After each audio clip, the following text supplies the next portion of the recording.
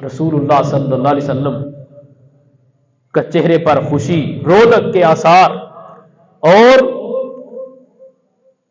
مہاجر صحابہ کرام 60 سے کچھ زائد تھے، 60 سے کچھ زائد، اور انصار صحابہ کرام 240 سے کچھ اوپر تھے۔ یہ دونوں ملا کر کے 313 بنے، ٹوٹل 313 بنے، اور ان 313 میں سے صرف 2 گھوڑ سوار تھے، صرف 2 جن کے پاس گھوڑا تھا۔ اور اونٹ کتنوں کے پاس تھے؟ 3 آدمیوں کے پاس 1 اونٹ ہوا کرتا تھا، 3 آدمی 1 اونٹ پر سوار، باری باری۔ رسول اللہ صلی اللہ علیہ وسلم بھی حضرت علی المرتضی اور ایک اور صحابی کے ساتھ تھے۔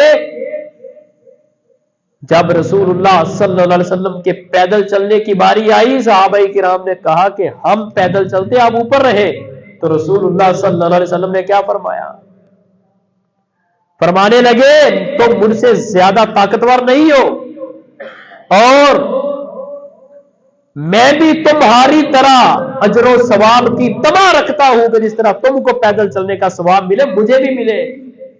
اللہ کا نبی، دنیا کی تمام مخلوقات سے اعلیٰ نبی ہے، برابری اپنی عوام کے ساتھ کس طرح ہے کہ اگر سواری پر سوار بھی ہونا، یہ نہیں کہ میں بیٹھا ہوا ہوں تم دونوں تبدیل ہوتے رہنا، یہ کبھی نہیں کہا۔ ہمارا تھوڑا سا ہی کوئی چودھری بن جائے، بس اس کی صورتحال، اس کی چلن پھرن، اٹھن بیٹھن، اس کا بڑا عجب معاملہ بن جاتا ہے۔ تو میرے بھائیوں، وہ رسول اللہ صلی اللہ علیہ وسلم تھے کہ جن پر لوگ جانیں نچھاور کرتے تھے، ایسے نہیں کرتے تھے، اسی وجہ سے کرتے تھے۔ تو میرے بھائیوں، اصل عاجزی، اصل انکساری اس واقعہ سے ہم کو ملتی ہے کہ وہ یہ بدر کے موقع پر رسول اللہ صلی اللہ علیہ وسلم نے اس قدر عاجزی و انکساری کا مظاہرہ کیا، اور دوسری طرف ابو جہل نے تکبر، انا پرستی کا مظاہرہ کیا، تو نتیجہ کیا نکلا؟ واقعہ بدر آپ کے سامنے ہے۔ تو یہ سزا پھر ملتی ہے، یعنی پتہ ہمیں کیا چلا، ہمیں کیا سبق ملا کہ عاجزی، انکساری رکھنا ہمارے لیے ضروری ہے۔ کامیابی چاہتے ہو تو جھکنا پڑے گا، بلندی پر جانا ہے تو سر نیچے کر کے جانا پڑے گا، منہ اوپر اٹھاؤ گے تو گر جاؤ گے۔ تو اس لیے یہ عاجزی و انکساری کا سبق ہم کو اس واقعہ میں ملتا ہے، اور اس کے ساتھ اپنی عوام کے ساتھ، عوام میں بالکل اپنے آپ کو برابر، کہ اللہ کے ہاں میری عظمت، اللہ کے ہاں میرا مقام ہے، سب کچھ ہے، انا سید ولد آدم۔ نبی کریم صلی اللہ علیہ وسلم نے فرمایا میں پوری کائنات کا سردار بنا کر کے بھیج دیا گیا ہوں، ولا فخر، لیکن مجھے اس پر کوئی فخر نہیں، میں کوئی فخر نہیں کرتا اس بات پر، میں کوئی نہیں اتراتا۔ کیوں نہیں اتراتا؟ یہ اللہ خالق کے کائنات نے اگر مجھے دیا ہے تو اللہ کا فضل ہے مجھ پر، میرا اس میں کیا کمال ہے؟ باقی میں بھی عام انسانوں کی طرح انسان ہوں، اللہ کے ہاں میری عظمت پوری کائنات سے اعلیٰ و افضل ہے۔ تو یہ مطلب نہیں ہے کہ اب میں کائنات میں اپنے آپ کو عدل و انصاف کے دائرے سے ہی باہر کر دوں، عاجزی و انکساری سے ہی باہر نکل جاؤں، ایسا نہیں ہے۔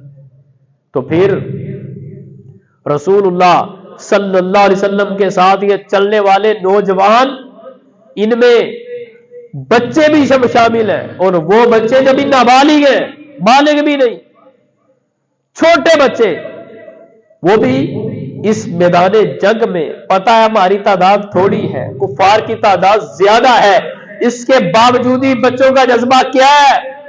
اللہ کے رسول صلی اللہ علیہ وسلم نے بچوں کو پیچھے کیا کہ آپ چھوٹے ہیں، آپ گھر میں رہیں۔ کیا فرمایا؟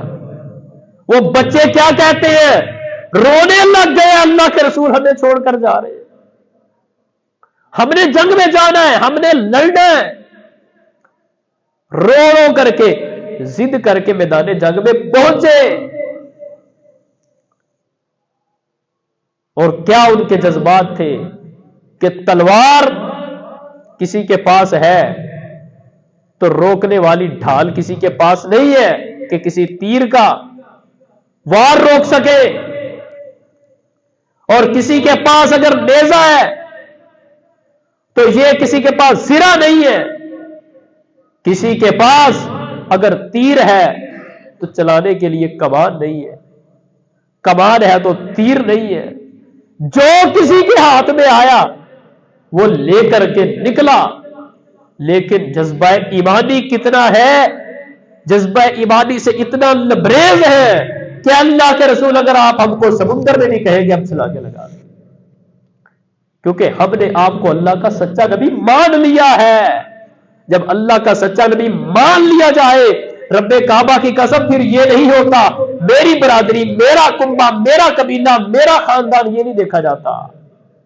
یہ واقعہ بدر میں ایک یہ درس بھی ملتا ہے کہ میرے بھائیوں، وہاں مکہ میں جتنے لوگ تھے آپس میں رشتہ دار تھے، کسی کا چچا تھا، کسی کا بھائی تھا، کسی کا بھتیجا تھا، کسی کا بیٹا تھا، سارے آمنے سامنے تھے۔ ایک نے اپنے بیٹے کو قتل کیا، کسی نے اپنے بھتیجے کو، کسی نے اپنے چچا کو، کسی نے اپنے ماموں کو، رشتہ داروں کے ٹکڑے ٹکڑے کیے۔ کس وجہ سے؟ کہ ہم نے اللہ کے نبی کو، محمد رسول اللہ کو اللہ کا سچا نبی مان لیا ہے۔